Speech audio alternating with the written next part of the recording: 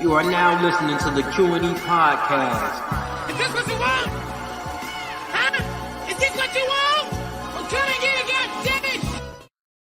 What's up, everybody? You're listening to the Q&E Podcast, and you're here with your boy Q Hicks right now. And I got Edgar on the other line. Edgar, tell the people what's good. What's up, everybody? Welcome to another episode of the Q&E Podcast. We got a lot coming for y'all today, man. The NBA Finals are just around the corner. Just a couple more days, and we finna find out in this series who are the world champions of this NBA season. I think we'll have a couple of NFL topics for y'all. Y'all know we got current events, entertainment. So we got a pretty good episode wrapped up for y'all today. Yes, but before we get into anything, definitely want to say appreciate the support that we've been getting recently on YouTube and on podcast as well. If you guys do not know, we are posting our sports podcast on the Underdog YouTube, so definitely subscribe to them. I will leave a link in the podcast description, so definitely go ahead and check us out if you want the visual podcast. And shout out to Underdog and Chris and all them boys over there. Shout out to them too. And if this is your first time listening to the Q&E Podcast, we do have 4 segments. We have our sports segment, social media wants to know, current events and entertainment, and also Pass the Ox. And we got 2 Wild Wednesday once the football season starts again. But definitely stick with us throughout this whole entire episode. But before we dive into the finals, we got to recap the Eastern Conference Finals because that shit was just way too crazy, bro. It went back and forth in the Game 7. Miami almost pulled off an improbable comeback at the end. Jimmy Butler carried them to this point. We've seen a historic Game 6 to get them to a Game 7, and we seen him pull off some magical plays in Game 7. But they came up short. Jayson, Tatum, Brown, Smart had huge games in Game 7 to lift them to the NBA Finals. But Edgar, what was some of your biggest takeaways from the past couple of games that you've seen in that series? My biggest takeaway was I'm not mad that Jimmy Butler took that shot. I know it was a lot of controversy as soon as the game was over of how could you take that shot? Why not? Why didn't Spoelstra call a timeout? You know, it was a lot of questions in that moment, but I feel like Jimmy Butler earned the right to take that shot. And it wasn't a bad shot. Like, if you go back and look at the replay, he was damn near wide open. Like, the defender came up like at least a second late after he was already midair having a wide open 3. That's what's blowing me about niggas for real, though, bro, because Horford was going to meet him at the rim. Horford was backing up ready for him to drive it. So the best shot is for him to pull up, honestly. And that would have gave us, what, a 1-point lead at that point? A 1-point lead. He's going for the win. So Boston's entire season was relying on Jimmy Butler missing that 3. And like we were talking about before the pod started, I think this says more about the Celtics than it does the Heat from this series, because the fact that the Celtics are more athletic than the Heat, the Celtics are better defensively than the Heat, and I think even with both teams, you know, having a couple injuries here and there with key players, I think the Celtics have a better bench. So the fact that they just had damn near all around better team than the Miami Heat, the fact that the Heat had the experience, I feel they had the better coaching. Udoka is a great coach. He's doing a phenomenal job in his first season. But the experience that Eric Spoelstra has, the way Kyle Lowry and Jimmy Butler can lead a team, that just shows you how big that can play a part no matter what better team you're going up against. So I think that said a lot more about Boston with the fact that they let the Heat stick around all the way until literally the last seconds of a Game 7. But it also told you about the will of Jimmy Butler, bro. And I think in Games 3 through Games 5, it was a lot of weary, not Games 3 because we won Game 3, but Game 4 and Game 5, there was a lot of weary plays in the middle of that where it's like, damn, the Heat don't look the same. Jimmy didn't look healthy. Lowry didn't look healthy. The team as a whole just didn't look good. But the heroics of Jimmy in Game 6 and Game 7 really put the Heat back in position to actually potentially win this series. And I think Jimmy put a lot of people on notice in this series. And I would not tolerate any more Jimmy Butler slander, bro. What he did in this playoffs, what he did in 2020, and honestly, his track record of playoffs, other than last season where he completely didn't show up last year against the Bucks. Other than that series, he has completely shown up and raised his level in the playoffs. And then he's dropping 40 against the best defensive team in the league, 35 in game 7, playing 48 minutes. We cannot question Jimmy anymore. Everybody questions if he's a superstar. Oh, can he be a best player on the championship team? All of those questions were answered in this series. He can be the best player. But honestly, it's just getting to the point with Jimmy being 32. How long can he be the best player on your team with him getting up in age? But I think for at least a couple more seasons, he can be that. And he answered a lot of questions that he can go even against the best defenses. He can really still dominate the game because when he was healthy and when he was playing at the top of his game, he was the best player in this series, bro. And we gonna keep it a beam. Obviously, he had a couple of duds for sure in games 4 and games 5. But in games 1, 2, and 6 and 7, he was clearly the best player. He was clearly the best player, even though Jayson Tatum got off, even though Brown got off. Jimmy Butler was that guy. And nobody ever talks about the defense either. Because Tatum is going to give you a bucket for sure. But when you talk about playing defense as well, being a two-way player, Jimmy Butler was a top 2 player. I'll still say in this playoffs, bro, he still was a top 2 player. And nobody can tell me differently, bro. You can't tell me differently. I can't argue that. And two things about Jimmy, I don't think it's necessarily the age that whether you're the Heat or any other team that he may play on moving forward when it comes to being a championship contender. I think it's just the load that he carries because the way the NBA is nowadays, the way the NBA is nowadays, you could be 32 and you could still put the team on your back. But you can't bank on that though, bro. But it's the physicality. That's what I was going to say. The physicality that Jimmy has when he plays, the way he just puts his whole body on the line every game. I think that's where you could throw age in. It's like, okay, you 32. We can put the team on your back, but you can't play this intense every single game. Otherwise, we're probably going to lose you, which is a huge threat. And another thing about Jimmy is, this is really a question. In 10 to 15 years from now, what will the story of Jimmy Butler be? Do you think he has enough credibility to be a top 100 player by that time? Because we're at the 75th year of the NBA. 25, I'll say 25 years from now when it's 100 years and they'll do 100 best players in the NBA history. Do you think Jimmy Butler can crack that? I think Jimmy's like borderline top 75 right now. If we look at his track record for real, and people gonna look at me crazy. People gonna look at me crazy because Kyrie was off the list. Dwight Howard was off the list. I understand. I ain't saying he in the top 75, but he's right there, bro. Because nobody can tell me who's had better playoff performances than him in the playoffs. Carrying the teams in the finals, carrying the Eastern Conference Finals. Who's had better performance? He has the All-Star games. He has the All-NBA teams. He has the defensive All-NBA teams. He's a bucket when you need him to be. Bro, he's on that fringe All-NBA team, bro, because even Dame made All-NBA, even though Dame is a terrific scorer, 27 to 30-point averages. It's like, Dame doesn't even push his team to these lengths when you talk about playoff performances. And they have like the same type of All-NBA, not All-NBA, but All-Star appearances and all of that.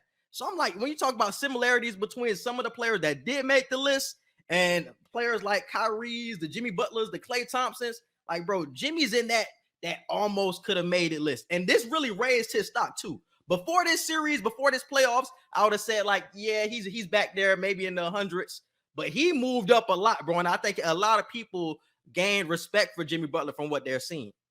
I don't know if I put him in top 75. Fringe, bro. He right there. Like, I ain't saying he in there, but he right there, so bro. You're saying he's like honorable mention. If you don't put him in the 75, he's an honorable mention. But I'll say it's some names that you, and I'll say there are some names that you can compare once again with the Damian Lillard. I'm like, because Dame was the one person a lot of people were questioning anyway when they were looking at the top 75. It was like, Dame made it over Kyrie. Kyrie got a ship. He made it over Klay. Klay got 3 of them. But I think Jimmy's starting to get into that conversation now, bro. I don't think it's that wild when you look at Jimmy's track record, bro. I really do not. I really don't. I think Jimmy Butler in the next 10, 15, 25 years when they celebrate the 100th year anniversary and everything, I think Jimmy Butler is going to be a player we look back at like he was just a dog. And on top of all the statistical stuff that you said, he has the locker room love too. I think the NBA has huge respect for Jimmy I don't think Butler. he used to have that though. I don't think he used to have that locker room. Remember, he was called a quote unquote bad teammate for a long time. But I think that was from I don't know. I can't let that hold weight because we can't not we, but I don't think players and coaches can give Jimmy Butler that narrative. But we love Michael Jordan stories, hearing how he was an asshole, hearing how he would literally fight his teammates, punching Steve Kerr in the face. So you mean to tell me we love players who do that, who are already great on that level, but somebody who's not as great, but is just as intense, can get his team just as far, he doesn't get that same bailout? So I don't know. I don't know if that narrative will stick well. I think overall the league loves Jimmy Butler and because it reminds them of players like that who would get in your ass when necessary, who will let you do the same to them if you need to do the same to them. And I think that's the whole thing with Jimmy Butler. He's showing that, look, guys like this still exist in the league. The Draymond Greens, even the Pat Bevs, guys who will literally let it be known, look, if you're going to play with me, you got to play with heart or get off the court, plain and simple. And I think that attitude, along with the All-NBAs, the finals appearances, the games that he had in final series, he can crack the top 100 easily. And I think that's what kills me the most about somebody like a Jimmy. I know we're talking about Jimmy when the Celtics won, but fuck that, nigga. We're Heat fans here. We're gonna give Jimmy his goddamn respect, nigga. But the thing about Jimmy, I feel like so many people don't respect that 2020 finals like that. And I think a lot of people forget what he was doing in that series, bro. He was doing some unheard of shit going up against LeBron James, the greatest player of all time. Do we not remember that 40-point triple-double when he didn't have Bam or Dragic playing in that game 3? He had to carry the Heat versus that championship Lakers team. And when he had to do it again in that game, game 5, they ended up winning again.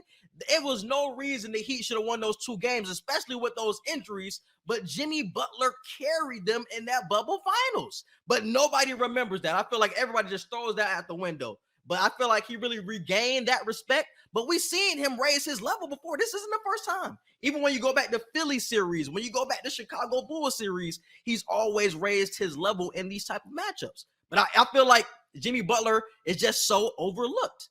And I feel like a lot of people had to acknowledge that when he was going on these runs and going on these big playoff performances. They were just like, damn, like maybe he's just not a sexy enough name, but he's getting the buckets. He's getting his team in position to win. What is it? Why is he not being talked about when he's putting his team in position? Is it just not sexy enough? Is he not doing enough hezzy tweens for you niggas? Like, what is it that is not drawing you toward Jimmy Butler? I don't know. But how do you feel about the Celtics going into the NBA Finals, bro? Obviously, they won the series. Like I said, Jayson Tatum had a big performance in that Game 7. Jaylen Brown had a huge performance. And let's just talk about Tatum real quick. How do we view Tatum right now? Are we viewing him as a top 5 player? Or are we viewing him as somebody as the leader of a great team? And I say that because we can't say that he's doing this himself.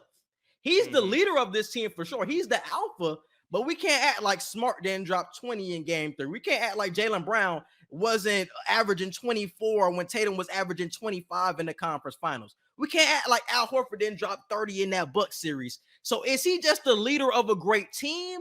Or is he really in that conversation where you can call him like, no, he's by himself. He's a top 5 player. The answer is both. But if I had to choose, I'm going to go with top 5 player in the league. He proved that the first series of the playoffs. When they played the Nets, he locked up KD, swept KD, got KD out of the playoffs. At that moment, Jayson Tatum let everybody know, look, it ain't speculation no more. It's not, kind of peeking into it. No. Jayson Tatum let everybody know in that Celtics Nets series, I'm top 5. Like, whenever you talk about the best players in the league, going into next season, Jayson Tatum has to be no lower than 5. If you put him at 5, I think that's cool. He could low-key sneak in the top 3 at this point with the playoff performances he's having. So I think top 5 for sure, but he is also a great leader on this team. And it's because of the fact that he doesn't have to be the one to go off every night, and he's okay with it. We Mm-hmm. see players not go off every night, and it kind of has a toll on how they play. It has no toll on what Jayson Tatum does. Jayson Tatum can sit back and only have like a silent 20 points. Marcus Smart could be the one with a 36, 37 point night, or like you said, Al Horford, he could pop 30 up out of nowhere in a certain series, but it's all done with Jayson Tatum's leadership. And I think it's just because we're still not sure of who that vocal leader is going to be of this new generation. And he's reminding us of KD with that, because I know we all were saying, he let KD know he's up next. I think he has some qualities like KD to where he's not too talkative. He's not trying to be the Marcus Smart is the talkative, the vocal leader of that team for sure. And that's the thing. I think he's following in KD's footsteps as the silent leader and letting Marcus Smart or players of that nature be the ones to be the vocal ones to rally the troops. And nothing's wrong with that. Nothing's wrong with that Right. either. Because you could, like you said, you can still be a top 5 player and not be the vocal leader. It's not in everybody's personality to be that type of guy, to be the vocal leader. And that's why you need people like Marcus Smart. And that's why they're so invaluable. And he's one of the biggest reasons why they're here right now. But I think when looking at Jayson Tatum, yes, he is a great player, but we can't look away from what everybody else is doing. Because like I said, bro, it's not like Jaylen Brown. Because I know my man ended up getting MVP. Tatum got MVP of the Eastern Conference Finals. But it's like Tatum averaged 25 and whatever he had with his stats, and Brown had 24. So I think it's just a good pairing that we're seeing right now, and it's just a good balance. Like you said, he doesn't have to go off every game, though. And I think the other stars that we have in that top 5 is kind of like a necessity. Like, you have to go off. You have to be the best player on the floor every game. But with the Celtics, he honestly doesn't have to. I don't know if that's a knock against him or if that's just a credit to how good that team is. But it's Nikola Jokic is low-key in the same position. This entire season, Jokic he had to go off. He had to go off every game if they wanted to win. No, but that's what I'm saying. I was saying to your point of when everybody on his team is healthy, he doesn't have to go off every night. Because once he gets Jamal Murray and Michael Porter Jr. back, we're not really going to have Jokic in that MVP conversation anymore. I need people to understand that. He'll still be there. I don't know. Not with the way I think Jamal Murray going off when he come back. I think he's not going to get in the MVP conversation, but I think Jokic isn't going to be a top 3 candidate anymore when we talk about Murray is kind of like Jimmy, where he really coasts throughout the regular season, where he just lets Jokic eat. But in the playoffs, Murray goes to another level, and Murray just dominates. And we've seen that. I think that was in the bubble run as well. So I think he's somebody who coasts where he'll let Jokic get off. And everything really flows through Jokic too. So Jokic will still get his stats too, even when Murray gets back. So I think even with that type of situation, you still need Jokic to have big games to go far. You'll still need Tatum to go off. But I don't know. It's just something weird about it. Like, for example, in this series with the Heat and the Celtics, I felt like in the first half, Tatum was coming out so aggressive, bro. And it was just like he'll score 20 in the first half, and then he'll just slow down in the second half. He'll score nothing, whether it's just adjustments by the Heat or whether he just takes himself out of a game where he's standing in the corner and just letting everybody else eat. And it's like he doesn't keep his foot on the gas pedal enough to me. I felt like Tatum should have damn near averaged 30 to 35 points this year, but I felt like he wasn't on go at all times like I feel like he should have in a lot of these games, bro. And I feel like that's the team as the whole. I feel like they kind of get lost when he doesn't touch the ball enough. Where you see like Marcus Smart take a lot of shots in a row, and it's just like, damn, why is Marcus Smart shooting so much? Or why is Grant Williams shooting so much? And why is Jayson Tatum standing in the corner? And I think that's something that the Warriors are going to take advantage of if Tatum doesn't come to play all 48 minutes. Like I said, that was something that was very apparent to me where he was a first half player. He'll drop 20 early in the first half and he won't do anything in the second half. I wonder if he'll do the same thing and if the Warriors make some adjustments. Well, where you talk about first and second half adjustments, because that was something that was big to me, bro. He did not show up in second halves a lot last series. And that's the thing with the Warriors is really, I think the third quarter is going to be the biggest variable in this final series because the Celtics, not even just Jayson Tatum, the Celtics team as a whole, the first half, it looks like they're winning. They're going to win the game easy. Every first half that they've had damn near in this playoffs is like they've been up by 10, 15 at the half, and it's like, damn, are they finna pull away with a 4-5 game series or whatever? And then each game, third quarter comes around, late fourth quarter comes around, and it's like, okay, this team is still hanging in there somehow. And Colin Cowherd made a great point of that earlier today when I was watching it, and he said the Warriors are the exact opposite. The Warriors start out cold as hell, and they get hotter as the game goes on. The Celtics start off hot as hell and they get cold as the game goes. The Celtics version of beating the hell out of you could be a 9-point margin. The Warriors version of beating the hell out of you, you could be down by 20. So I think that third quarter is going to be the biggest tell-all. Like after halftime, after both teams have gotten a chance to scope each other out, is Tatum going to put his foot on the gas again, or are the Warriors going to do what the Warriors do? So that the third quarter is going to be the biggest variable in that whole series.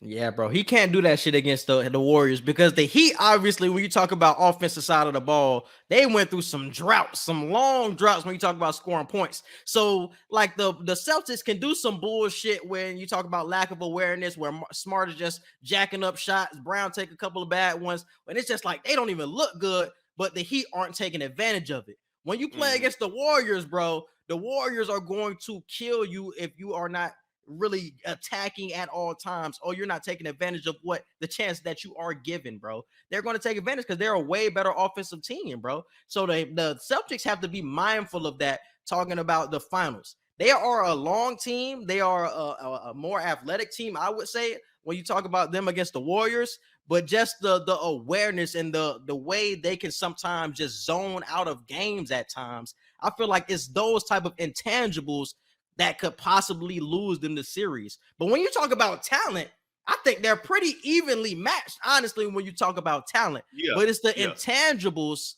where I'm just like, damn, bro. Like, I just don't think the Celtics are ready yet to get over that, to get to that finals trophy winning stage. I don't think they're there yet. I think it's still a building block.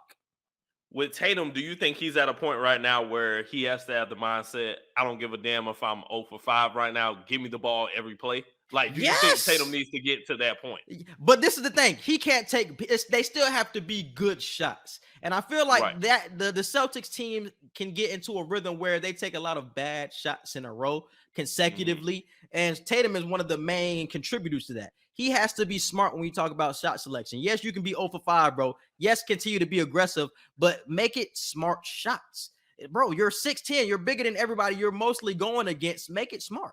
Be efficient. You can hit any shot on the floor. Just be smart about everything that you're doing, and I think they'll be fine. Because we've seen Tatum have huge playoff performances. We've seen him have 46 against the Bucks. I'm not saying that he can't go off at times, but it's just too many times where you look at Tatum where he starts off and he goes crazy, and you really won't hear his name in the second half. And like I said, you can't do that against the Warriors. You have to always keep your foot on the gas pedal, bro. Everybody, I'm talking about Brown, I'm talking about Smart. If he has open shots, he has to take them. You have to knock down the open shots, and you have to take advantage of your opportunities, bro, because you're not going to get a lot of them when you talk about going against the Warriors, bro. So that's a tricky matchup for them, bro. It's a really tricky matchup. And what other takeaways would you have for that series as well when you talk about an NBA Finals preview? I haven't heard Jordan Poole name in a long time. What's up? I was about to say that something about Poole today. He could be he's going to be a huge X factor. Klay Thompson, storyline wise, I think it'll be great if Klay Thompson gives a amazing performance throughout this series. A conversation I was hearing was, does Steph Curry need Finals MVP to help his legacy at all? No. I think I say no. And the reason I say no is just because how much he's influenced the game, and the way 30, 40, 50 years from now, we're going to have Steph Curry in that top 10 conversation, period.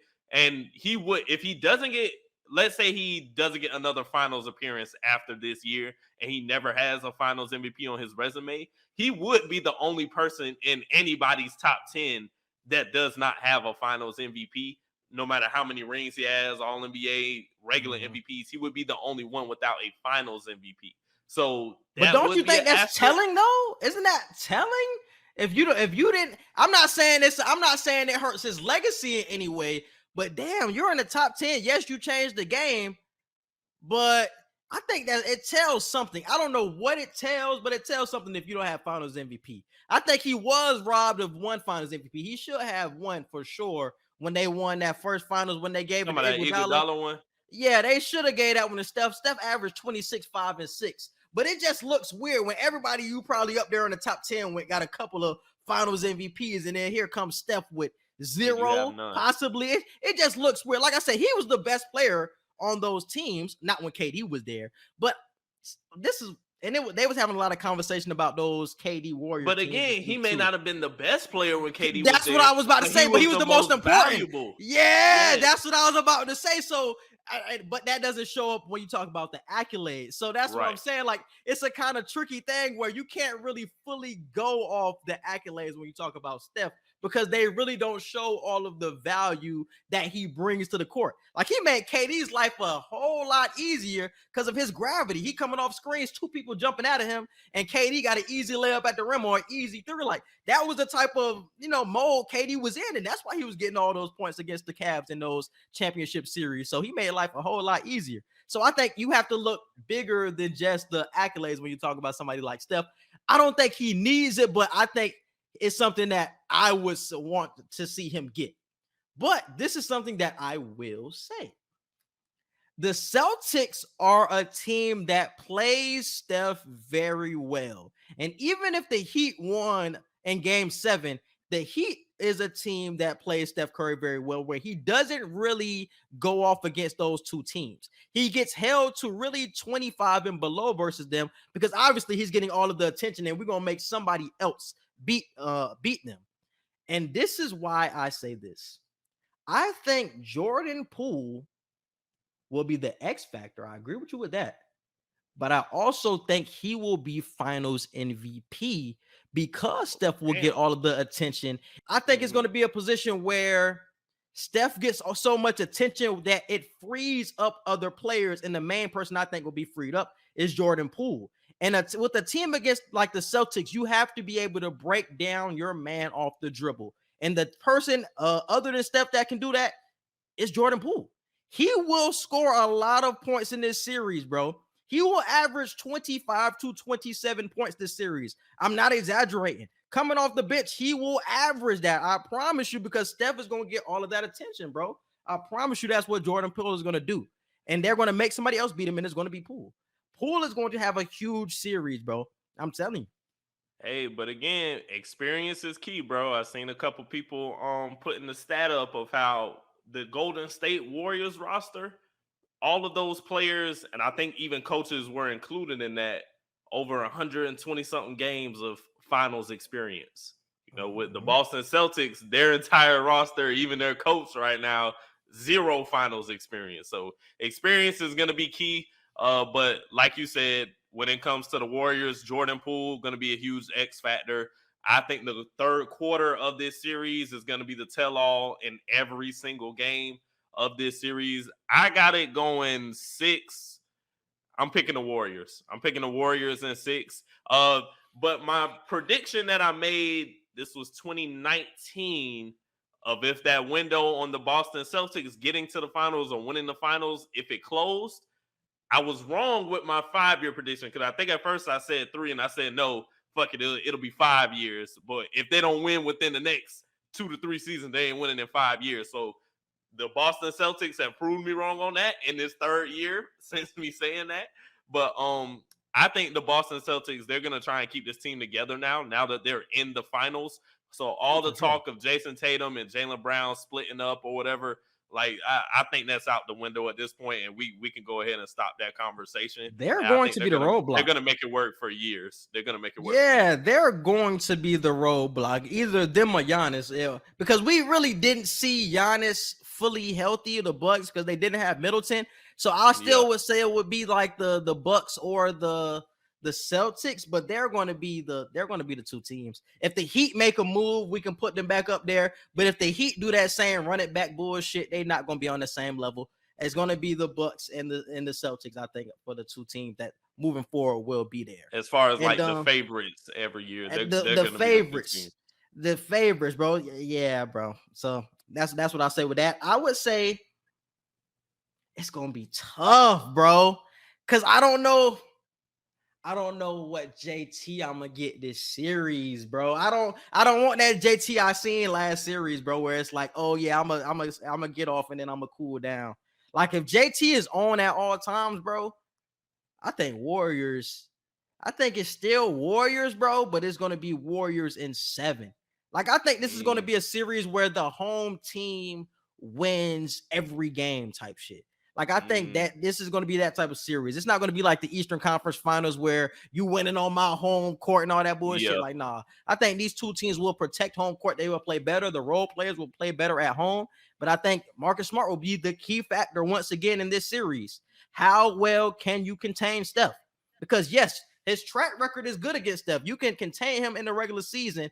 But the playoffs, bro, the gravity is just something different. We've seen him get guarded in so many different ways. These playoffs, boxing one, zones. Bro, that Steph shot hit different. And Steph shot hit different in the playoffs, bro. And it changes momentum as well. Like his game, his shots can really change games, bro. Just one of them. The energy in the building just lifts. Like the shit is just different with his shot making. So Marcus Smart has to stick to him like glue.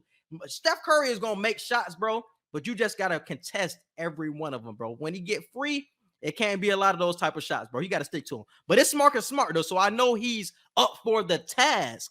But, man, it's going to be a tough one, bro. But I still think JP is going to be the main beneficiary of the attention that Steph gets, bro. It's going to be Jordan Poole. He got to make it work.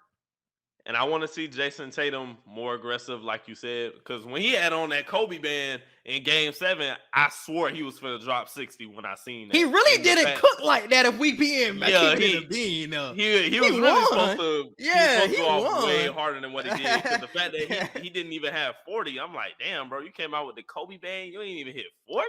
It's like, come on now, and you texted him. You texted him and everything.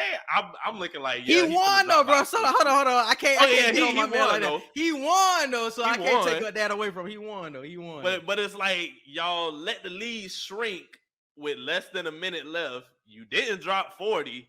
Like, come on now. Like those are very non-Kobe like things. You got the dub. That's all that matters. But I'm just saying. And that's the thing and that's another example of like the lack of awareness when you talk about the Celtics. Like, I think you can even call it like a lack of killer instinct at times where, yeah, y'all got the better team and y'all are very competitive with the greatest teams in the NBA, but the lack of killer instinct where you just don't know how to kick a dog when it's down. Like, damn, the Heat were down by 13 with 3.5 minutes left. We should have come back. How the fuck are we in the game with 18 seconds left? How the fuck? It goes back to my point of Marcus shot throwing up bad shots, turnovers at the wrong moments, just bullshit going on where the Heat magically get back in the game with a chance to win. 2 free throws. Yeah, the lack of awareness and the lack of situational time management, I think that hurts you when you go against a team like the Celtics. A lot of that shit happened against the Heat, but the Heat just didn't take advantage of that shit enough because of the lack of offensive weapons. But with the Warriors, they have a plethora of weapons, bro. They can go to Wiggins to get a bucket. They can go to Clay. They can go to JP. They can go to Steph. They got 4 players mostly that's going to be on the court that can get a bucket at all times, bro, that y'all got to worry about. This ain't like the Heat where you only got to worry about Jimmy and maybe Bam. Like y'all got to worry about mostly everybody on the court. So that's where I say Warriors in 7, but this shit could get ugly quick if the Celtics don't come to play early. So that's what I'll say. I'll stick with my Warriors in 7, but it can get ugly if these boys don't come to play, bro. You can't play how you played against the Heat, bro. You can't. You got to raise your game to another level for sure if you want to compete with this Warriors. And it's not like the Warriors are world beaters. The Warriors are definitely beatable for sure. I don't even want to put it like they're world beaters, but they just have so many playmakers that you have to contain, bro. This isn't like any team that you've faced so far. So it's just something different that they just have to prepare for sure. But it's gonna be definitely a great series. But how do you feel about that conversation, bro? That Jayson Tatum, if he wins this finals, had the toughest road of anybody to ever win the finals. Because he went through KD, he went Healthy through KD. Giannis, he went through Jimmy, and if you go through Steph too, hey, that's one hell of a road. That's one hell of a 24. road. He only 24. And he'll be, I think, other than Kobe and maybe one other player in NBA history, in his first trip to the finals, he wins too. After going through every giant that we just spoke of, a couple of top 5, top 10 players in the league, and you get the dub, and you're only 24, and this your first time, that's one for the record books, bro. That'll be something crazy. This is what I'll say. I don't think it's the toughest road ever, but it will definitely be up there. This is once again where the context matters in a lot of situations. If you just look at the teams and you look at the names, if you look at the star players, it's like, damn, KD played, that's a check. Giannis played, that's a check. Jimmy played, that's a check. But when you look at the context, like, the Bucks didn't have Middleton the whole series. Damn, that would have shifted some shit around. Damn, you already won in 7 if Middleton there. Like that probably shifts the series. Damn, Jimmy wasn't healthy the whole time. Like I said, if you put context in that conversation, you can knock at that. You can definitely knock at that argument. But just looking at it at face value, bro, that shit is definitely impressive. I don't want to take anything away from what he's done and this team as a whole has done, because I want to give a lot of credit to Ime Udoka as well. It ain't like it's just been these players on the court. These adjustments being made by Udoka is something different, bro. In his first year, man, we ain't seen nobody do this, honestly, since, Tyronn Lue when he was with Bron? But you had Bron on your team, so shit hockey different because it's Bron. I'm about to say, you just got to not fuck up as a coach. You feel what I'm saying? Like, obviously, Tyronn Lue is a great coach, and we've seen it with the Clippers, but Ime Udoka is doing this no Bron with a talented-ass team for sure, but a team that was really underperforming in the beginning of the year, and he really turned them around mid-season to be the best defensive team and to really turn them up on the offensive end as well, and to get a lot of productions out of a lot of people that a lot of people didn't expect out of. You know what I'm saying? Like the Time Lord thing, Robert Williams, he's been playing way better. Could have been Defensive Player of the Year. You're getting a lot out of Peyton Pritchard. Derek White stepped up at the end of that Heat and Celtics series. So you're getting a lot out of your bench as well. And I have to get a lot of credit to Ime Udoka. He cannot fly under the radar when we talk about all these great players, bro. He has to be at the forefront. In his first year, you're knocking off Spo, the best coach in the league. You know what I'm saying? Bud just won a ship. We ain't gonna talk about Steve, but you get what I'm saying. You know what I'm saying? You get what I'm saying. You knocking off great coaches in the playoffs, bro. Like, that's credit to you, bro. If you knock off Steve Kerr, one of the greatest coaches in the game, goddamn, first year, damn, you on a Hall of Fame track. So hell of a resume, bro. Hell of a resume. Hey, in your first year, bro, that's some crazy shit. So definitely congratulations to him as well, bro. That's some wild shit, bro. And it was really some turnaround shit too through the season, because remember, the Celtics didn't start off That's what I said.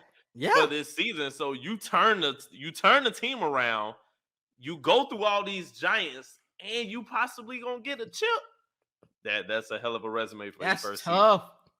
Because I think they said, I read something recently that said that Tatum is the first person at the age of 24 to get to a finals since Dwayne Wade in 2006. Usually a lot of young players do not lead their team to championships. Usually you see an older Steph Curry, you see a prime Bron, usually see those type of players. So for him and for Brown and for all these young cats to be getting to this point, and they not that old really, they still gonna be here for 10 plus years, it's like, that's a lot of credit to them as well, bro. Like I said, that's some rare shit since D Wade in 06. So it hasn't been done in fucking 16 years. And here comes Jayson Tatum. Like, that's some legendary shit, bro. So definitely good shout out to him. There was a picture that I seen not too long ago, bro, that said that we have 15 to 16 black head coaches in the league. Oh, here it is right here. We have 15 to 16 black head coaches in the NBA now, bro. Yes. We have because Darvin Ham just got signed with the Los Angeles Lakers to be their head coach. Obviously, we have Chauncey Billups with the Portland Trailblazers, Doc Rivers, Dwayne Casey, Ime Udoka, Jamal Mosley with the Magic, Jay Kidd, Bickerstaff, Mike Brown with the Kings, Monty Williams, Nate McMillan, Steven Silas with the Rockets, Tyronn Lue, Wes Unseld with the Wizards, and Willie Green, who had a fantastic job with the New Orleans Pelicans this year. So a lot of black head coaches in the NBA. I definitely want to applaud the NBA for that, bro, because that's really turned around. Sir. Because just a couple of years ago, bro, it was only like 4 to 5 black head coaches. I was about to say NBA. It was only like 3 to 4 last. I remember. It turned around quickly, bro, and now half of the NBA is led by black coaches. You know what I'm saying? If you add minority, you still got people like Spo. So even minority coaches are getting the more love as well now. So definitely want to say shout out to the NBA. NFL, it's your turn. We y'all got to turn up now because it's only 3. I think it's 3 or 4 black head coaches in the NFL. NFL got to turn that shit around, bro. And I think the biggest thing with that is the Players Association with the NBA is a lot more influential than the Players Association with the NFL. The NFL, I don't know what's going to have to be the catalyst to get them to change, but the NBA over the last 30, 35 years at this point has been very player-centric, and it's been getting more and more about what the players want. Hell, damn near even what the fans want, because the NBA has understood that if we want to sell tickets the way we want to sell tickets, if we want the engagement, if we want the popularity we want, it has to start with the players, and then we have to get the fans what they want too. The NFL is still really giving that good old boy kind of close-knit network, and, you know, coaches still out here saying, you know, y'all are just the workers, we're the whatever. I ain't going to say it the way they really be saying it. Slave masters, yeah. But for real. That has to change, and until we see a shift in the way the player organization, the Players Association really puts their foot on the owners' necks to like really force a change like that for real, I don't think the NFL will ever get to that point, and that's sad to say. I do hope so. I hope within the next 5 to 10 years we can look and be like, damn, it's 10 to 12 African American or at least minority altogether coaches in the league, because 15 out of 30 NBA teams are black coaches. Like, come on, NFL. Y'all ain't got no choice. Y'all got 32 teams. You can't sit here and tell me we can't have at least 10 to 12, a third of the NFL teams as coaches. So, as African-American coaches. So, I think the Players Association for the NFL has to do a way more assertive job of letting their voices be heard. And y'all got to take that Rooney Rule out as well, man. I'm just tired of that bullshit being a part. I even seen recently they just passed some law in the NFL. It was basically a similar type of thing to the Rooney Rule that said they'll give you. It was some type of incentive if you were to upgrade your quarterback coach or your offensive coordinator if he was black to be a head coach. It was some sort of incentive, but it's like, why do you have to incentivize hiring us, bro? Why can't it just be like everybody else, but you just actually fuck with the ideas that we bring to the table and that we can lead other black men to success in this league? You know what I'm saying? So that's the thing that the NFL just got to turn around, bro. It's been bullshit for a long time. And shout out to Bruce Arians, man. And this was I don't know if we talked about this a few weeks ago, but Antonio Brown has said on some type of podcast how he feels like he feels like racism doesn't exist, blah, blah, blah, whatever. And I think he got this mindset now from being around Kanye or whatever. But earlier in the year, when he ran off the field during that last game of the regular season or whatnot, he started leaking text messages and information about how Bruce Arians and some of the other people in the Bucs organization were racist. It's like, how are we going to say this when Bruce Arians literally just set Todd Bowles up to be the next head coach? When Bruce Arians was one of the first NFL head coaches to bring in women staff, to bring in women coaches. The Buccaneers were one of the first 2 teams to do that. I think it was us in Washington to like bring in female coaches, minority female coaches. So it's like trying to paint That's the this funny thing, narrative that Bruce Arians is racist when it's like we ain't got no proof for it really. He's setting black people up to get head positions or to at least just get staff positions. So there are coaches out there, I think, that are willing to do that. There aren't enough. I don't think there's enough at all because everybody ain't Bruce Arians. Everybody ain't willing to take an office job and then let the black coach get the next head coach position. But I think there are some out there that need to quit being scared and need to let their voice be heard the same way Bruce Arians let his voice be heard. So I think, like I said, Players Association, they got to do better. And the coaches who have the power to do it, they need to do it. All right, moving on to social media wants to know. Once again, rank these movies. Because I got to start testing this nigga with this. I got to start, and last week tripped me out. I got to start testing this nigga, boy. I got to start testing him, boy. But I honestly seeing this one on Twitter as well. So rank these movies. Cars, the Disney production. All of these are Disney production, honestly. Cars, Incredibles. Cars is Pixar mainly, I think. I think all of these are Pixar. They're all Disney, but they all Pixar too. Pixar produced Cars and Toy Story. They produce all this shit. Yeah, they produce all this shit. Yeah. Okay. They all Disney. So Cars, movies, yeah, they are Disney movies for sure.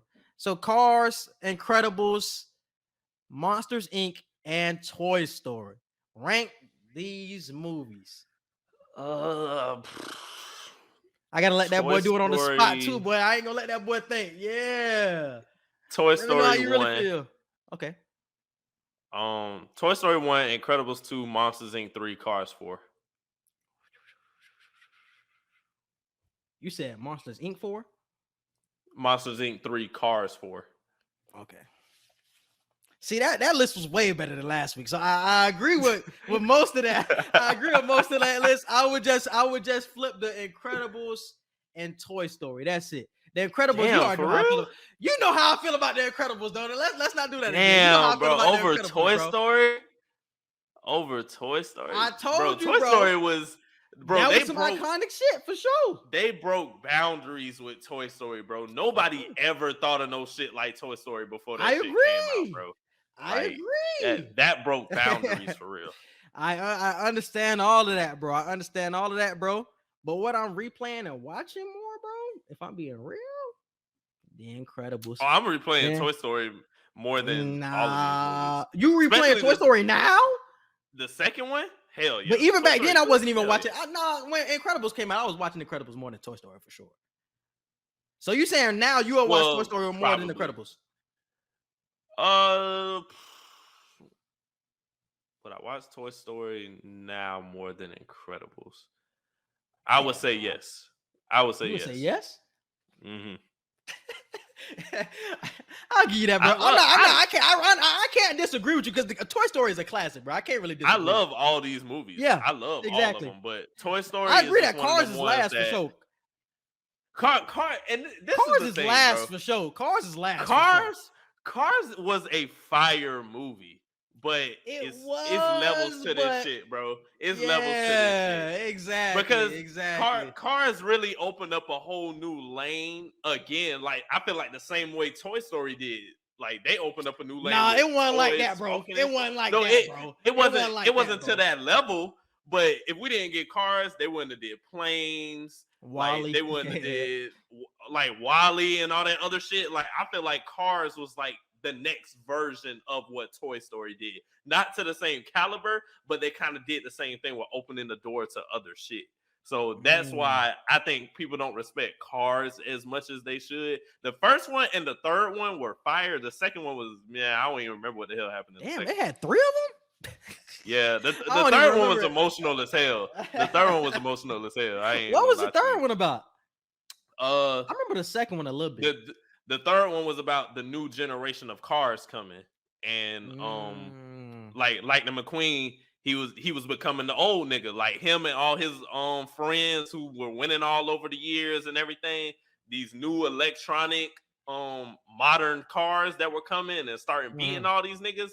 Lightning McQueen realized he couldn't win no more. He couldn't race no more. So the girl that was training him, she was one of the new smart cars. and he ended up becoming Doc. Like he ended up becoming Doc, the coach, in a sense. Coach, ended up coaching her. So he still ended up winning races, even though he wasn't racing for real. That's dope as hell. I fuck with that. But yeah, I would definitely have Incredibles. Like I said, bro, I think we've had this conversation before about Incredibles, bro. That's just one great ass film that I don't put a lot of movies over that. I think we had a conversation before about Lion King and Incredibles, and I still went when Incredibles. Like, that's how much I fuck with this shit. And Lion King and Toy Story are classics. I'm not taking nothing away from them, but The Incredibles is just something that I've never seen before when it came out. That was a moment for me watching Incredibles as a kid, bro. Like I said, Toy Story was some classic shit, but Incredibles was just a different mood, bro. When you talk about superhero movies at that time, especially with Dash, bro. Niggas love like Dash. that was a different feel, bro. We didn't have a lot of superheroes really when you talk about like actually not families. We didn't have families. That's what I'm saying. Like that was something different at that time, bro. Like we had that bullshit Fantastic Four that was coming out then, but it was like The Incredibles and then when The Incredibles came out, it was like, oh, this is what the Fantastic Four is supposed to be. This makes sense now. This makes sense. So The Incredibles was just a great ass movie. And don't want to take my take on it. Yeah, you know my take on Incredibles. I think not the first one at all, but I think Incredibles 2 did what a lot of movies can't do, and I think that's be better than the first one. I think that's one of the few franchises that I can really sit here and say the second one was better than the first. And it was hard as hell to beat the first. Damn. I got to go back and watch the second one for real because I kind of remember it, but I'm kind of blanking on it.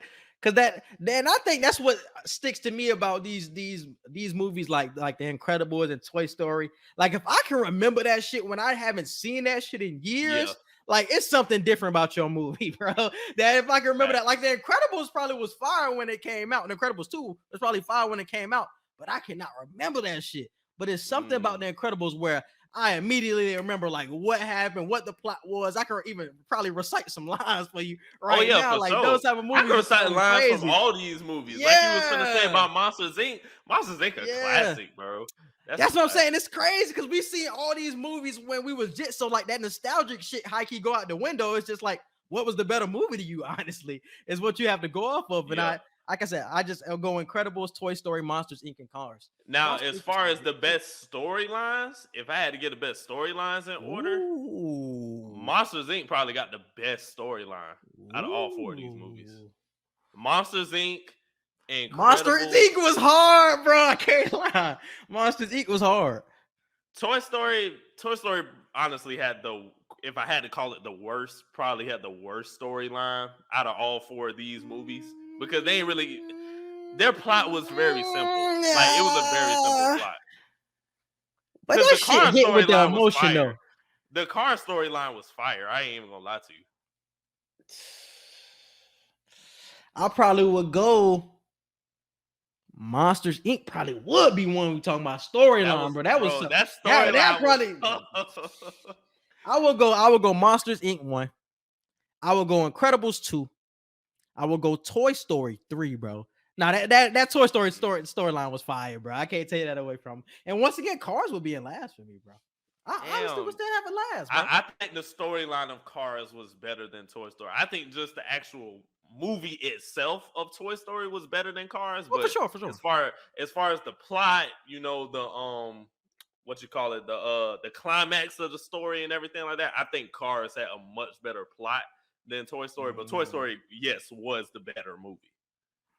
Damn. I think it's something about Cars where we take away characters more so than we can take away the movie. Like I remember Lightning McQueen more so. I remember Mater more so than I remember like the storyline, what was going on in the movie. It's like the character, they did great with like the plot development or character development with that. Because I love their characters. But when you talk about the storylines and all that, it's like I still would pick these movies over it. But Cars has some iconic ass characters though, and that's why I give them. But everything else, like you lagging behind these classic ass movies, bro. You lagging behind. All right, bro. So he gonna pass this week, y'all. That nigga was tripping last week, but moving forward. I gotta make a list for your ass. No, I'm finding these on Twitter for real. I'm just like, yeah, rate these movies bet. I'm gonna test this nigga. All right. entertainment and current events. So we got the Johnny Depp wins defamation trial. So if you guys have not been keeping up with this, Johnny Depp has been going through a huge battle versus his ex-wife, Amber Heard, in a defamation lawsuit, because for a number of years, she has been claiming that Johnny Depp has been abusing her with domestic violence and all of this. But we found out during the trial that she has honestly been the one abusing him this whole time. But she really has been defaming him, saying that he's been abusing. Johnny Depp hasn't had a role in a movie in years because he has been defamed by Amber Heard for all of these years. So it's really been hard for him to actually get back on the scene. He's honestly been quiet for a long time until this trial honestly happened. But he won $15 million in damages by Amber Heard. And if you do not know who Amber Heard is, she played in Aquaman. She was like the what characters was she in Aquaman? She was like the love interest of. She was the love interest of him. That's crazy. You never saw Aquaman? I never watched Aquaman. Bro, I told you before. I'm gonna tell you again. Aquaman is the most pointless superhero I've ever seen. Like, I've never been interested in this Aquaman. is the thing, bro. You can't be doing all that damn critiquing of DC if you ain't seen one of their great movies that they actually dropped. Go into the desert. What is Aquaman doing? That's all. I'm talking about no, bro. But when we in the sea, what's going on though? When we in the sea, what's going on? My nigga said, "What's cracking when we in the sea?" So nah. But the Aquaman movie was, I was fired though. But she was the love interest. I'm forgetting her name right now, but she was the love interest of Aquaman in the movie. She was one of the people that was like one of the heads of Atlantis. She is Amber Heard, and she was married to Johnny Depp. But like I said, she's probably not going to be in Aquaman 2 because she's been a part of this trial. Now, she's been getting not really defamed because the truth is honestly coming out that she has been beating on him. She was being caught up in a lot of lies because she was saying one thing, then she was saying another. Like, she had like 10 different stories going on at one time. They even had to stop the trial at one point because she was lying so much. So her lawyer had said, "Can we stop?" Because she got to get her story straight. Like, that literally happened. They took a week break from the trial because she had to get her story straight. Like, this trial was some wild shit. My coworker was watching this like every day. Like, he was really like in tune with this trial. Like, it was really a big deal if you keep up with like the acting world for real, and if you love Johnny Depp. So do you have any reaction to what happened with that? The only funny thing for real that I seen somebody on Twitter said, "Is this the white people's version of the OJ trial?" I did see that. That was funny as hell. But I'm glad Johnny Depp won this defamation trial, just because I've always been the type of person that when people get lied on, whether it's the man or the woman getting lied on, when they win, that other person needs to face repercussion. Because it's Johnny Depp, like a Disney star, like a incredible movie star of his generation. I'm about to say, not just Disney, yeah. And you go years without getting a role. Like that's like if Denzel went like 5 years and didn't get a movie role. Not him not doing movies, he's not getting a role. Like, nobody wants to cast him. So something like that happening to Johnny Depp is just as big of a magnitude. So the money that he missed out on, the possible films he could have been a part of, as opposed to other people that we've seen in movies that Johnny Depp probably would have been playing. So all those things have to go into consideration that he missed out on because of what she lied about. So I feel like, other than her, and she still got money at the end of the day too, because I think what he got like 12. I don't know how much. I don't know how much money she gonna have because she got to give up 15 M's. She got like 2 or 5. Like, I think whatever split they did, he got 15 mils. She got like 2 or 5 mils. So she did. She got money too. That's what I'm saying. She still get to walk away with some type of cheese, and I'm like, no, but she losing cheese too because I don't think she's gonna be in Aquaman 2 either. And I think that was a big deal with her because she was kind of trying to throw this trial under the rug. She wanted this to honestly be sped by because she wanted to get back to actually doing the production of Aquaman 2. And like the people from Aquaman 2 is like, nah, we want to see how this trial gonna turn out before we have you back in our production for real. So with her actually losing the trial and with all of the secrets coming out that she has been abusing Johnny Depp for all of these years, it's like, oh, you're not going to be in Aquaman 2. And she was a main character in Aquaman. So that's going to be a huge check loss for her. And I'm hearing that she's going to honestly go bankrupt trying to pay Johnny Depp all this money. Even though she's getting back 5, she losing 15. So what is that? A net of negative 10. So you still losing 10 at the end of the day. So she gonna be bankrupt, bro. And she deserved that shit if you're gonna lie on niggas for no reason, honestly. She had no point to.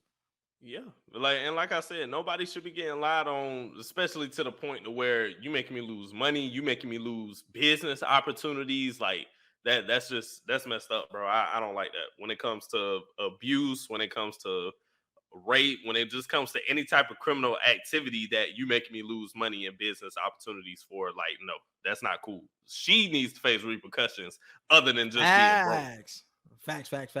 I mean, damn, being broke when you used to be a rich, high key is a prison. I ain't gonna lie to you. Hey, I ain't gonna lie. You used to be married to Johnny Depp, but you didn't have to worry about no cheese. You a movie star, and now you broke again? That's damn near worse than prison, bro. Because now I'm living in the real world with no cheese. That's high key worse. I seen some shit on Twitter, bro.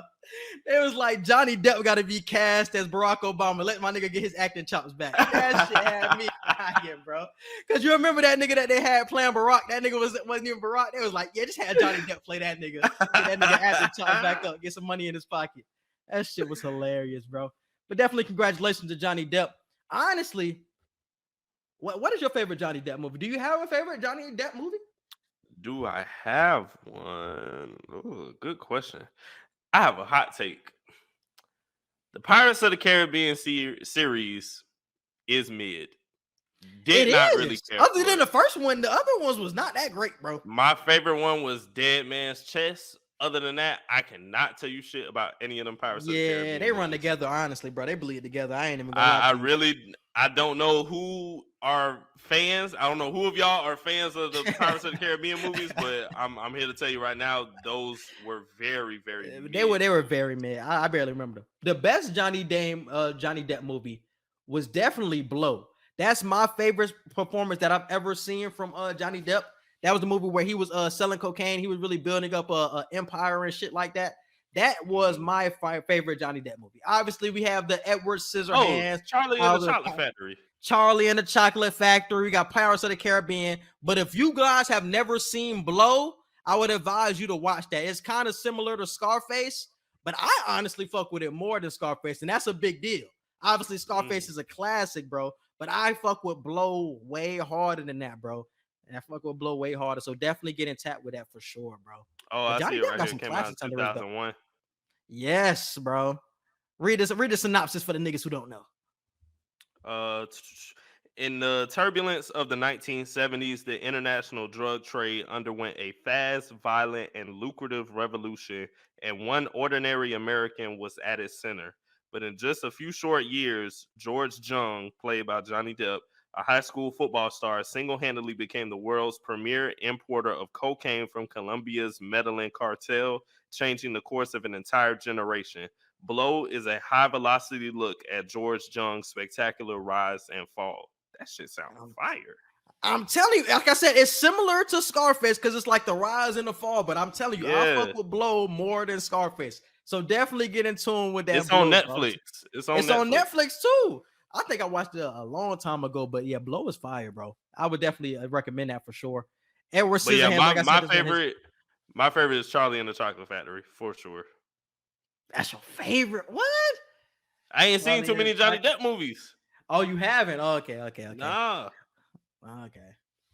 That makes sense then.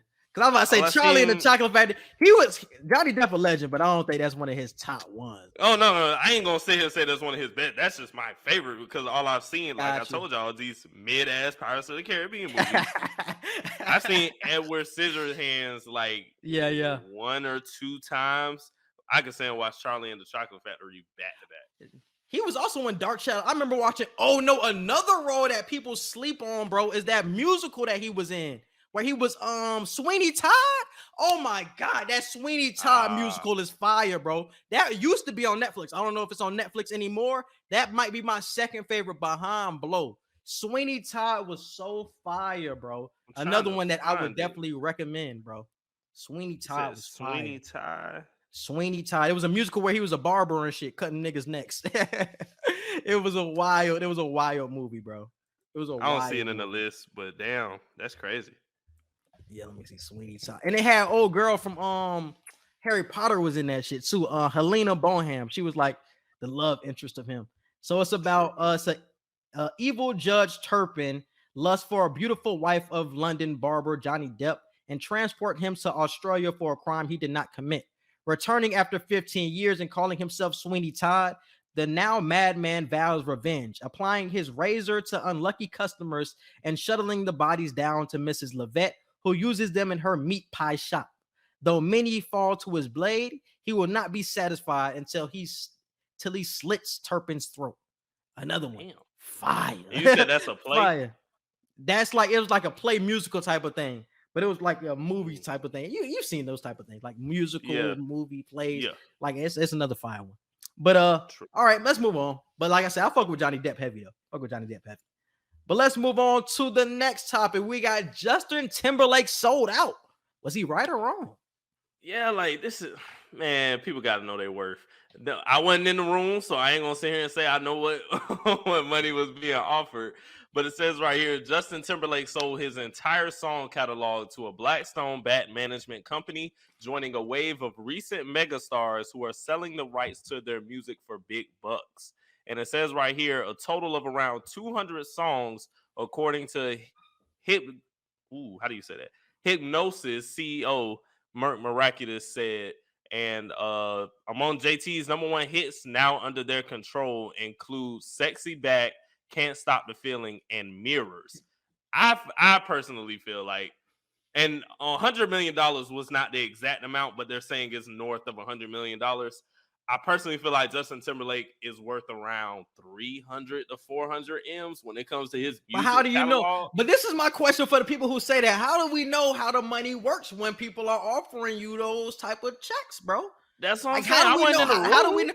That's what I'm saying. Like, how do we know if he's worth 300 to 400? What if 100 was really how it works? Like, that's what I kept saying, because everybody was saying like, oh, Cry Me a River was worth 200 or 200 mil. And it's like, how do you know what people are telling you behind closed doors? That shit might not be worth that much. I feel like the impact of the culture matters, bro. If Justin Timberlake was to die today, right now, knock on wood, pray to God he doesn't, that 100 mil is turning damn near to 500.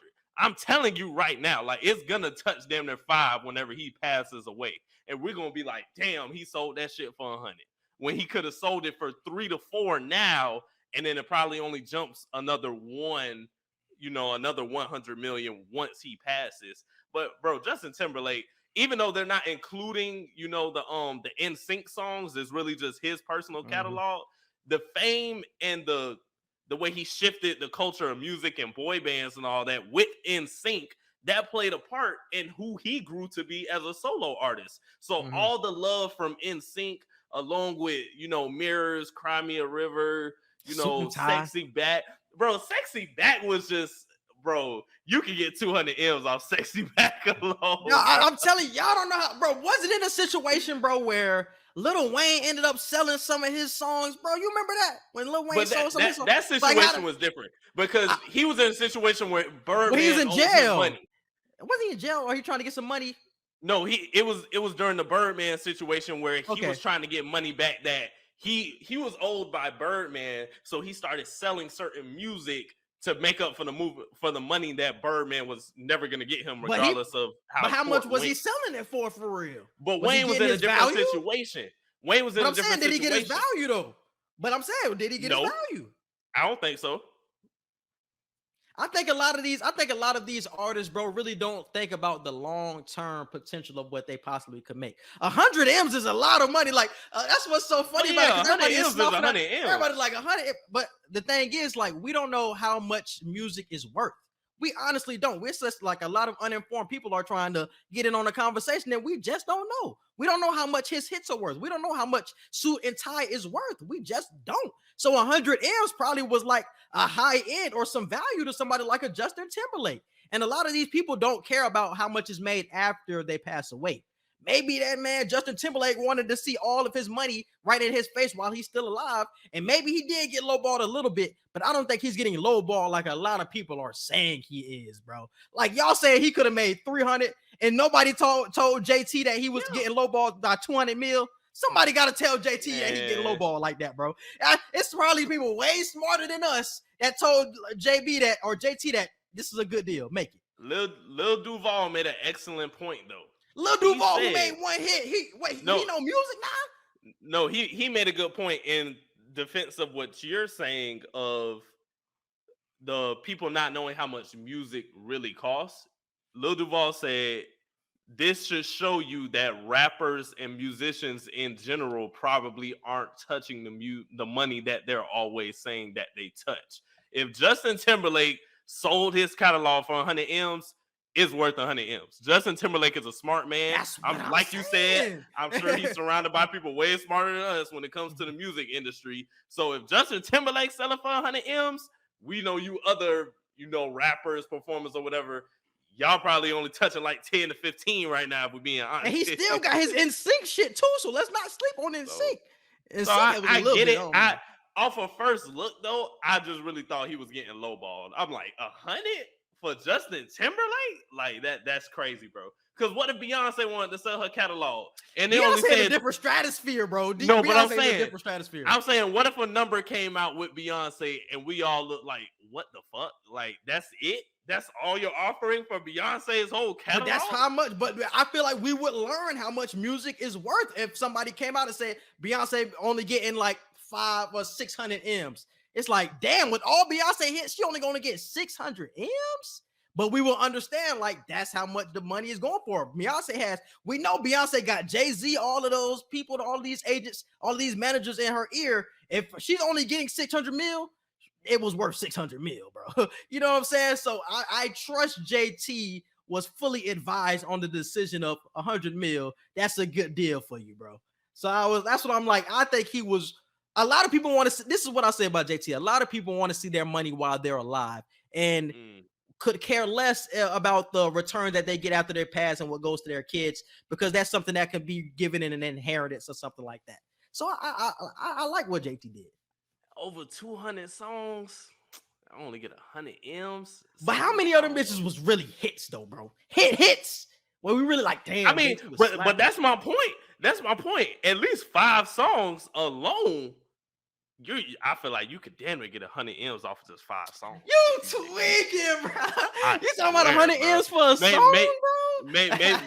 Maybe I just don't know music like you said, but damn, bro. Suit and tie, and you got to think about the money he already got, though. You got to think about the money he already got off these songs too. And I don't even know if features are included in those 200 songs. Are we including features? Yeah, I don't know. Because him and T.I. done made a couple bangers together now. So it's like, man, I don't know, bro. JT, my only thing is with this, I'm not saying you ain't know what you was doing. I'm not saying you sold yourself for less than what you worth. I just think, along with a lot of other people, we just think you are worth a lot more than that. That's the only issue we have with this. That's good that y'all think that.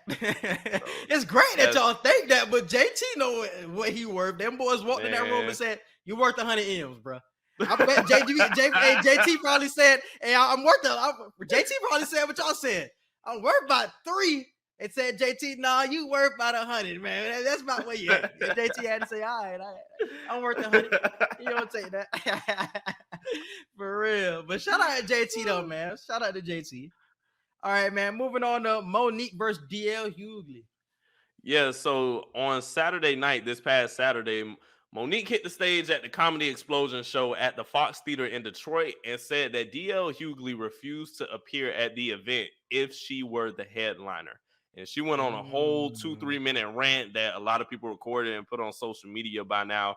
And she was just saying, y'all don't understand. I was getting ready to walk the fuck up out of here, but I said I can't let the people down. I'm 30 plus years in the business and I don't open for nobody. The contract said the headliner. So this is a whole mix up. Repeat the headline, bro. Repeat the headline. She said, I'm 30 plus years in this business and I don't open for nobody. Oh, so she's opening for DL. She was opening for DL, but her contract apparently said she was the headliner, and then it turned into a whole beef. DL Hughley started making posting his contract saying what was actually stated of who was the headliner or whatnot. And she feels the same thing that she claimed Tyler Perry, Oprah, and a couple other people have kind of blackballing her. She feels DL Hughley is now joining that space. And DL Hughley thinks Monique is just finding another person to point the finger at and just to blame. So why is he to blame and not the promoter or whoever is signing or assigning these deals? Why are you blaming DL? That's the question I want to ask. Are we going to get to a point where we really do start looking at Monique like, okay, like you got to have some type of fault in this too? Because I had her back at first, especially when she had 50 Cent telling Tyler Perry, hey, y'all need to apologize to her, and Tyler Perry apologized or whatever. I'm like, okay, maybe Monique, when she was asking people to cancel Netflix and all that, Monique has had a lot of beefs throughout the past 3 to 4 years now with some big names. And she made a lot of good points, though. I'm not going to take that away from her. And that's what I don't want to do. I don't want to take anything away from her and her argument, but it's like you can't keep pointing the finger at everybody else. You have to have some fault in this somewhere. Yep. So and I think this was a situation. I don't think DL did anything wrong. I feel like you were just in a situation where you wanted to be the headliner and you just weren't the headliner. So you can't get mad at DL. Yeah, that's somebody else's fault. That's not DL's fault. Exactly. DL ain't make your contract. And honestly, it probably was a situation where Monique was set up to get the headliner position, but DL was offered the job, and DL was like, "Yeah, I'll get on." And he's the bigger artist. He's the bigger comedian. So they gave him the headline position and moved her to the opener. So, like I said, it was a probably miscommunication. One person did, like whoever, like I said, who assigned this deal. Because who was this? Netflix, or was it just like a comedy show? This was just a comedy show. It wasn't on. Oh, okay. Like, so yeah, whoever ran the comedy show, it's their fault, bro. Like I said, they probably offered Monique some shit and then turned around on DL Hughley.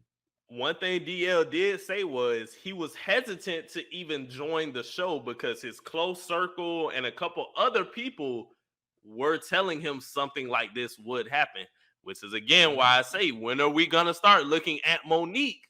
Like, okay, now, like, you starting to get a reputation for real, because DL said, I went against my better judgment and I chose to work with you when people were telling me, you know, hey, this ain't gonna be a good thing. I don't think this gonna work right. I feel like something gonna happen with you and her, and something did happen. So I think Monique is digging herself into a hole. She makes a lot of good points. Like you said, I never want to take away from her argument, but she's in a situation where she's pointing the finger at everybody else, and she's not taking accountability for anything on her part. Yeah, bro, I can't even agree with her on this one. I didn't know that was the situation, because I seen on the Shade Room like they was posting like each other's contracts. I was like, I don't even understand like the full context, but it makes sense now. But yeah, like I don't understand Monique's point in this. But I see that she was given a job on, I think, Power Book 3 she's going to be on, or Power Book 2. She's going to be on one of those shows coming up. So at least she's getting more jobs. She's doing a lot of, because she was getting backed by 50 Cent. Yeah, 50 Cent had her back. So yeah, so at least all this campaigning is actually turning into more work. She's like not just sitting on her ass, she's like waiting for shit. Because it's probably people in worse positions than Monique. We hear Monique the most complain about it, but it's people in way worse positions than Monique, where they're a woman and they're not getting any jobs, and they're probably getting blackballed way worse than Monique is right now. So it's like, yeah, Monique, we hear you, but it's somebody who got it way worse for. So Haki, you got to be grateful in some situation that you got too. Yeah, that's all I say. All right, man. Moving forward, we got did Pimp My Ride bamboozle us? Yeah, man. I don't know. I've known Pimp My Ride was fake for like a couple of years. How long you knew this shit, bro? I know a lot of us, bro. How long you knew that shit? I've known Pimp My Ride was fake for at least 3 years now.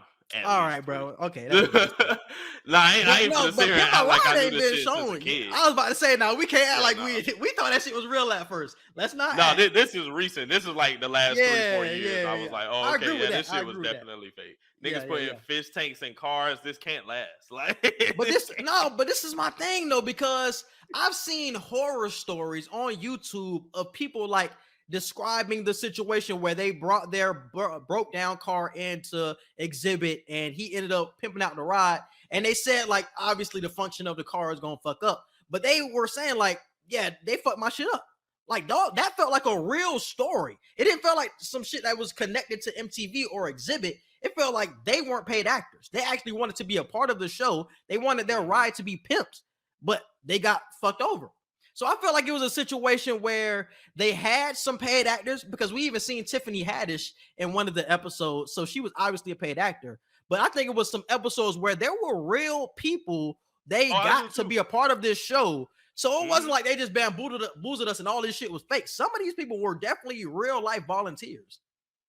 And I feel the same when this is a totally different type of show, but I think Impractical Jokers, a lot of people that they did those jokes around or with were complete strangers and had no idea what was going on. But I think there were certain people that were in on some of their jokes, because it's like the more notable and famous you get, like people are going to recognize you. Like you can't tell me this same group of dudes who do these type of jokes can be in the same area all throughout the country, and nobody's recognizing like, oh, this is Joe, oh, this is what you call it or whatever. So I feel like a lot of these shows that we feel are just very genuine, they have some type of falsehood to them a little bit. And Pimp My Ride was definitely something that I, as a kid, I'm like, damn, they put a bowling alley in the trunk. That shit fire. I'm older now. I'm like, I don't want that shit in my trunk. Like, hey, you about to go to medical school? Let's put a hospital in your trunk. Like, them niggas was doing some wild shit back in the day, bro. Hey, whatever you was trying to do with your life goal, they was putting that shit in your trunk for real. You want to work at the carnival? Let's put a damn cotton candy stand in your back seat.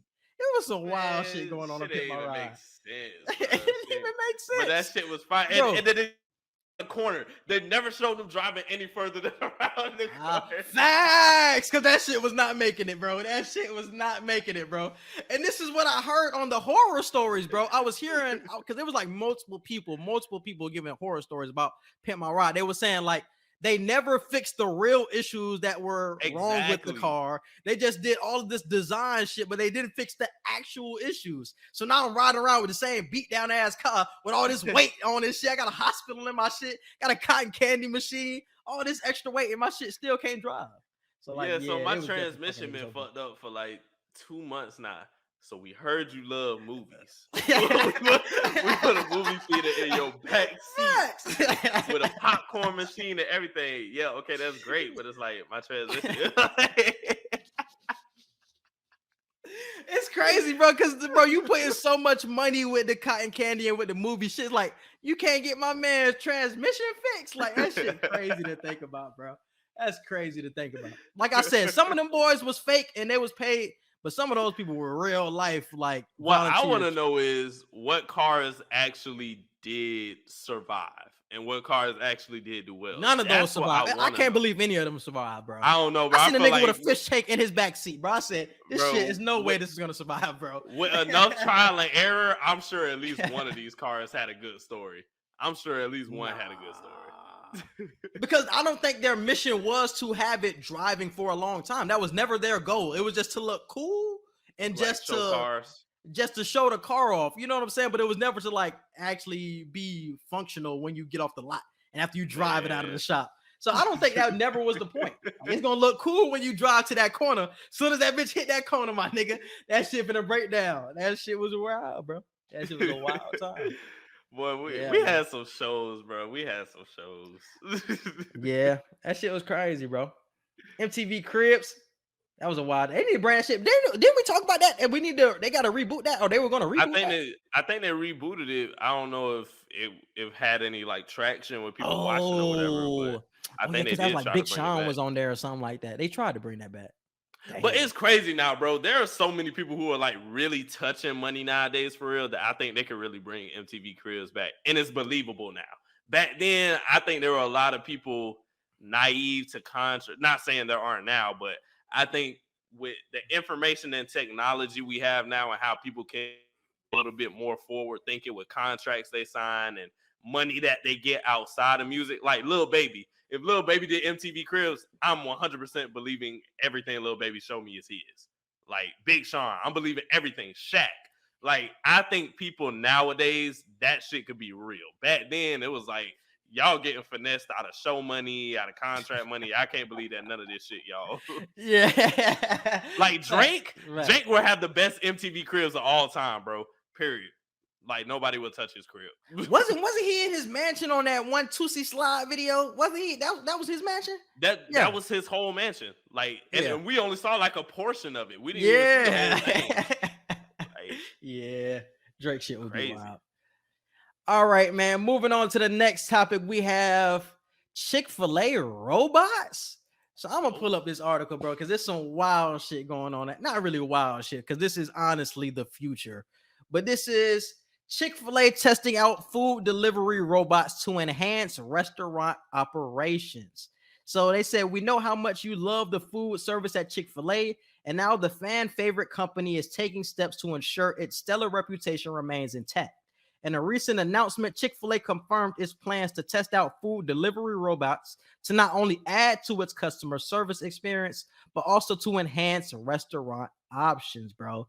So they said the Atlanta-based fast food chain will start in urban areas like California, Florida, and Texas will be the first places to test out the robot food delivery system.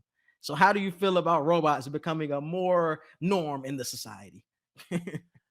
Something we just got to get used to. Something that we all seen coming eventually. I feel like shit. It's the government. We have no choice. Like, we ain't got no choice. It's not like we really have a choice, do we? We ain't got a choice on shit else. But I don't see where we could really have an opposing thought to this. Is this because of gas prices though?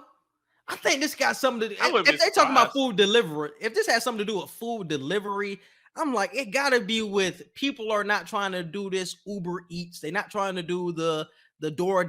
They're not trying to do all of these food delivery things because the gas is going up so crazy that damn, I'm not gonna get my money back when you talk about getting paid from all of these like delivery sites when I like actually become a driver for them. So now they have to hire robots to do the deliveries for them. So when we talk about robots, so we just talking about like an advanced Tesla, like workers at Chick-fil-A putting a bunch of food in a Tesla, like a Tesla SUV, and then the Tesla is the robot that just drives around and has like an automated voice or something. Because that's what I'm picturing. I ain't picturing no actual ass iRobot as shit in no car delivering food. I would never buy food from delivery services ever again if that was the case. Damn. Hold on, I'm calling Will Smith. Because I'm trying to figure out what type of robots is going to be there. I like brands. I'll take flavor. Hope it's just a car. What that customers can order food through an app, something like that. That's delivery. I'm trying with 1 minute right origins. Okay. Well, they say that the customer has to be within a 1 mile radius of the store location, and their order will be delivered by one of the robots. So I'm assuming it's going to legit be a robot that comes up to your door. If you're in a 1 mile radius, I'm assuming that like we're gonna keep you in this radius. A robot is gonna really pull up to your fucking door with the meal in hand, with the drink, and say, "Hey, do you need anything else?" Probably pulling sauces out their ass and all that. Like, bro, this shit finna be some enhanced ass shit, bro. I'm telling you. I'm calling Will Smith. I don't give a damn. I'm calling Will Smith. This finna be enhanced, bro. So this isn't gonna be like actual food delivery. Like this gonna be like close knit shit.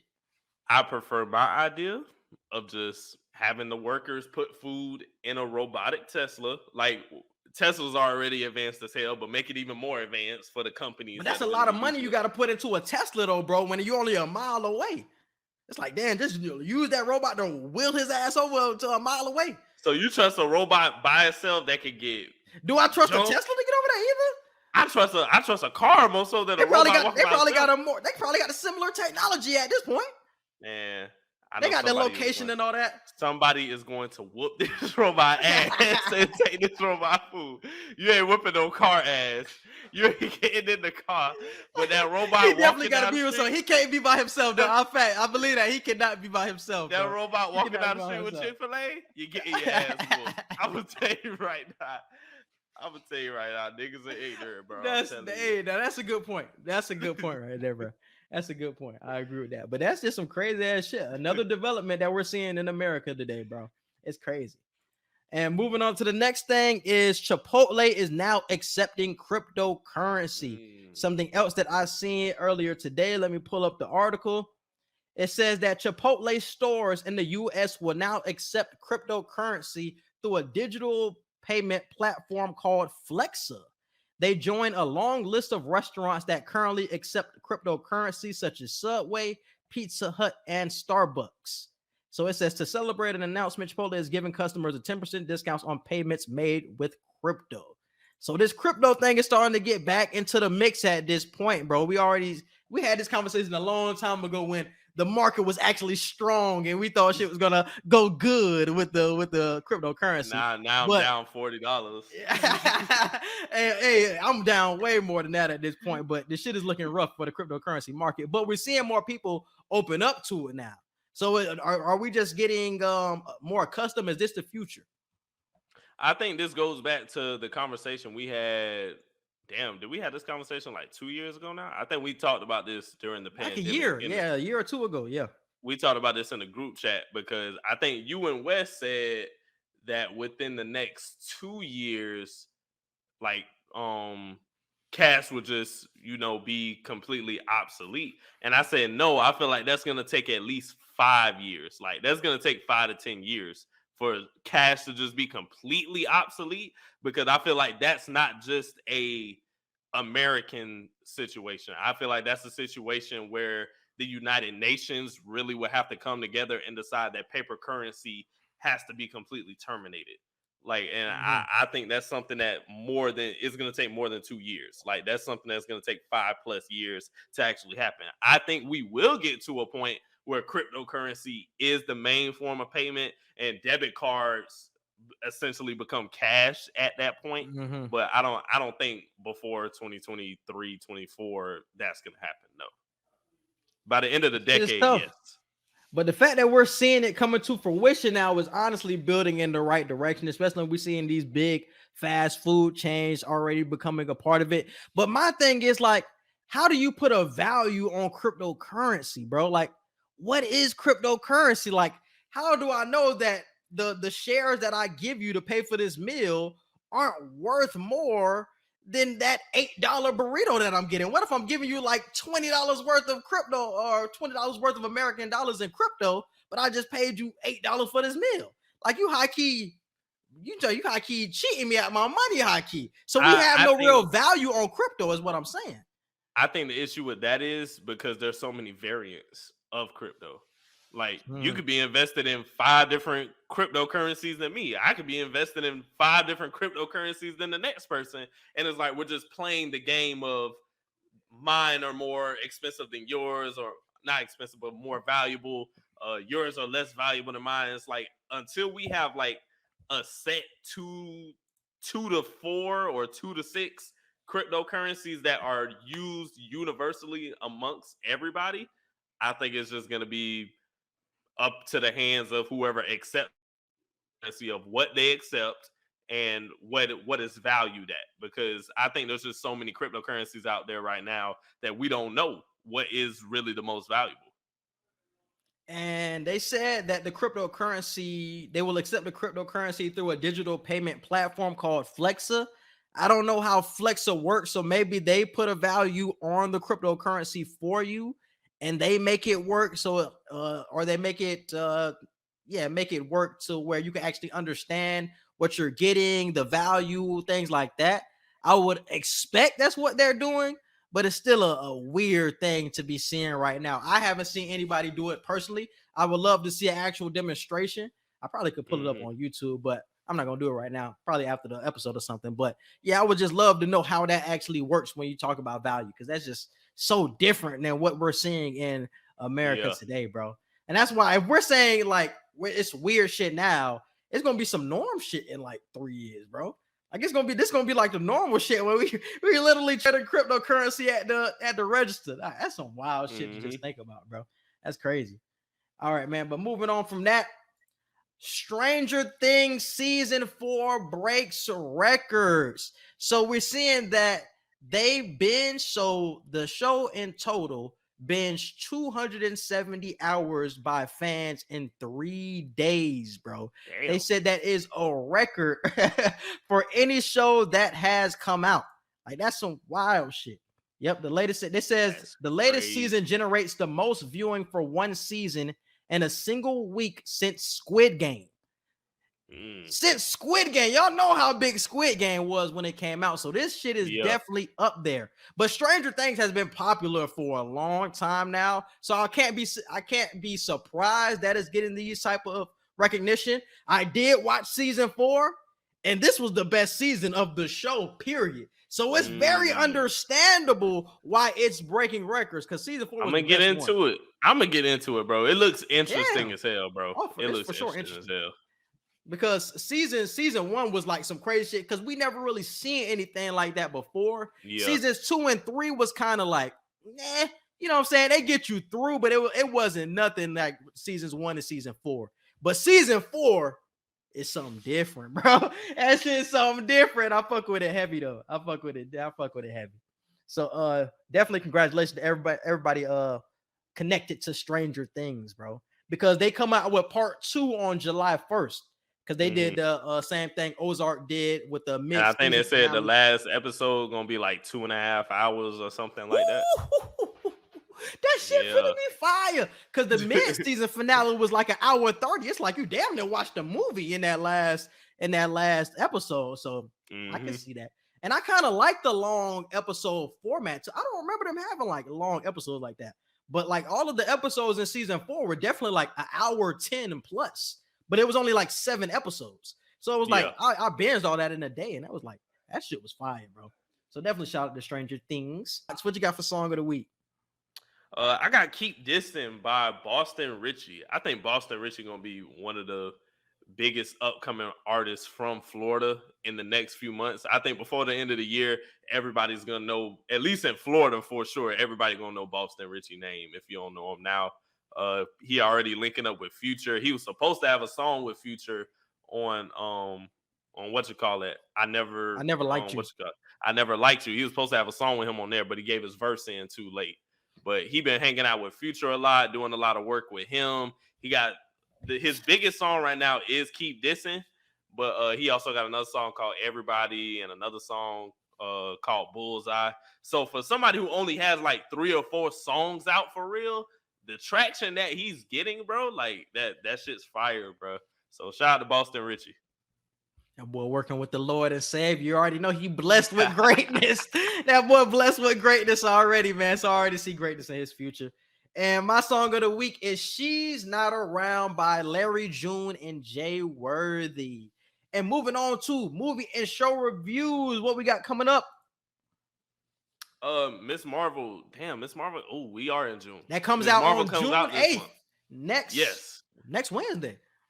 Yes, so we got to do Miss Marvel. I am going to see Everything Everywhere All at Once this weekend, y'all. I forgot it was in the movies. I was trying to watch it on TV, but I'm going to the movies to see that so we can do our reaction on that. Thor Love and Thunder is coming up in July, so we got another month until that comes out. But we got Avatar at the end of the year, but we're gonna get a lot of Marvel. No, this the Avatar 1.